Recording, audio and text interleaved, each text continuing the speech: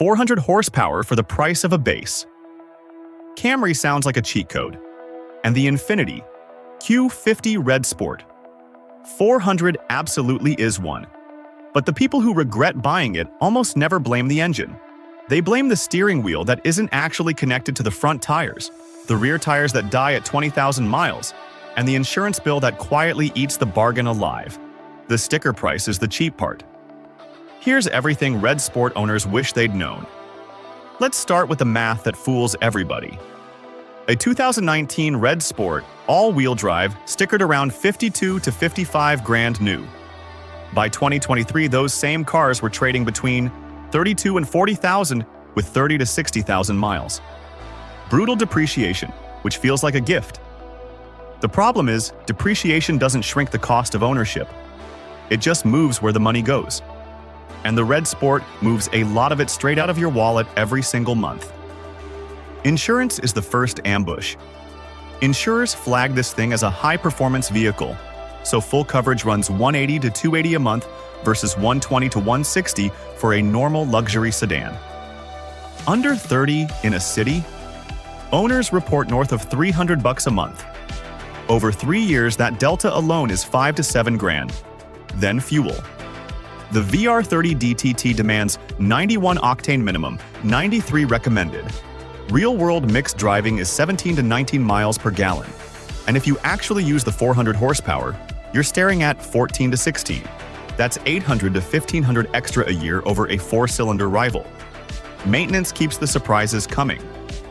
Oil changes at 5,000-mile intervals, sooner if you drive hard or live somewhere cold.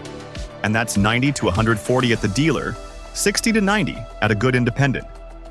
The Brembos look gorgeous in red, but front pads and rotors on a full service run $400 to $700, and aggressive drivers are eating front pads at 20 to 25,000 miles. Add it all up, and total ownership cost, minus the purchase price, lands around $8,000 to $12,000 a year. That's basically BMW 340i and Audi S4 territory. The bargain buys you the keys, not the operating costs. Now, the reliability stuff nobody mentions in the showroom. The VR30 is genuinely strong. It lives in the Q50, Q60, and the new Nissan Z. But the 2016 model year had timing chain, tensioner noise, and premature wear. Infiniti issued bulletins 2017 and later got better, but if you're looking at a high-mileage 2016 above 80,000 miles, listen for chain rattle at cold start. A timing chain job runs $1,500 to $3,500. That's not a number you want sprung on you in month 2. Then there's carbon buildup, because the VR30 is direct injected. Fuel sprays straight into the cylinder so it never washes the back of the intake valves. Carbon cakes on, and somewhere between 50 and 80,000 miles you get rough idle, misfires, and soggy throttle response. The fix is walnut blasting the valves, $400 to $700. It's predictable on every direct injection engine on Earth, but used Q50 buyers get blindsided by it every time. Here's the open loop from the intro. The steering wheel isn't really connected to the front wheels. The Q50's direct adaptive steering is steer-by-wire. There's a mechanical backup coupling for safety, but in normal driving the feel is generated electronically. And almost every journalist and a huge chunk of owners call it numb, artificial, disconnected. The 2020 Plus cars are better than the 2016 to 2018 versions, but the character never changed. Worse, on higher mileage cars the DAS module can throw faults, and dealer repair quotes run $1,500 to $3,500 and up. If steering feel is sacred to you, this car will break your heart. 2 more inspection items before you buy. Higher mileage Red Sports above 60,000 miles can seep oil from turbocharger feed and return lines, anywhere from $200 to fix to $800 plus if the turbo needs attention.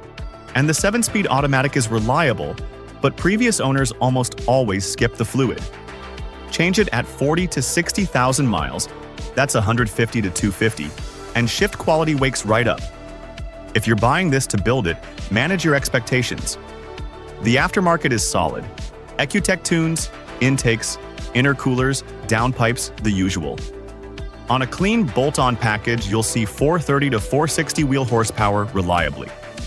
but the stock turbos are the ceiling. Want 500 plus? Now you need turbo upgrades, fuel system work, supporting mods, and the VR30 turbo market is smaller and pricier than the BMW N55 or Subaru FA20. Realistically, that's 8 to 15 grand on top of the car. And if you live in California, New York, or any strict emissions state, hear this. Catless or high-flow catted downpipes will fail your inspection. Your options are a tune that suppresses catalyst codes, which is legally gray and not guaranteed to pass, or swapping back to stock for testing every cycle.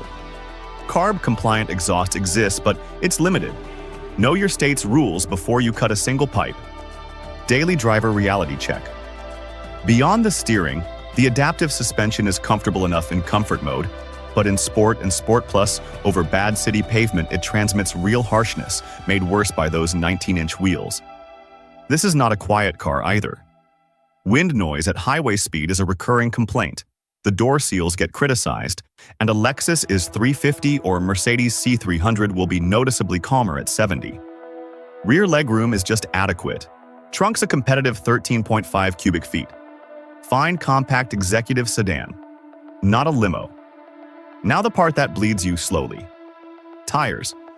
The Red Sport rolls on 19-inch wheels with 245/40 R19 up front, and on staggered cars, 275/35 R19 in the rear. Performance rubber like Michelin Pilot Sport 4S, Continental Extreme Contact Sport, or Bridgestone Potenza Sport runs 180 to 280 per tire. A full set is $720 to over $1,100 before mounting, and staggered rears can't rotate. So drive with any enthusiasm, and you're replacing them at 15 to 25,000 miles. Those low-profile tires also mean less sidewall, so pothole wheel damage is everywhere in owner forms, and OEM replacement wheels run $400 to $800 each. If you want aftermarket wheels, the Q50 uses a 5x1 14.3 bolt pattern, 66.1mm hub bore, and it's hub-centric, with factory offset around ET40.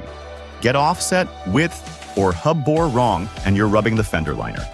This is exactly where threepiece.us earns its keep, with real community fitment data and user-submitted galleries showing what actually clears on specific Q50 setups. Spacers are common, but the wrong ones stress your wheel bearings, so check the data before you guess. Snowbelt buyers. Budget another $800 to $1,500 for a dedicated 18-inch winter wheel and tire package, because summer performance tires don't care how good your all-wheel drive is on ice. And the adaptive struts and shocks show wear between 60 and 90,000 miles.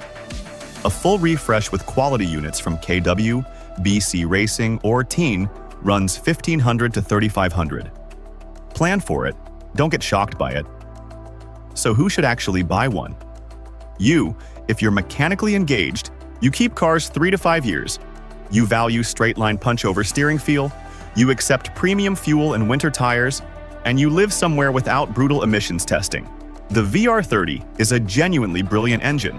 The value is real, and the look has aged beautifully.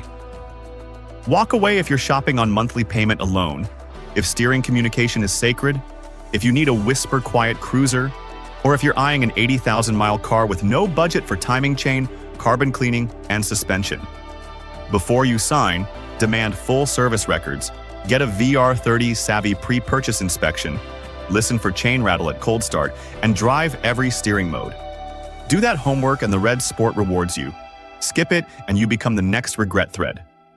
If this saved you a bad buy, hit subscribe and check threepiece.us before you touch the wheels.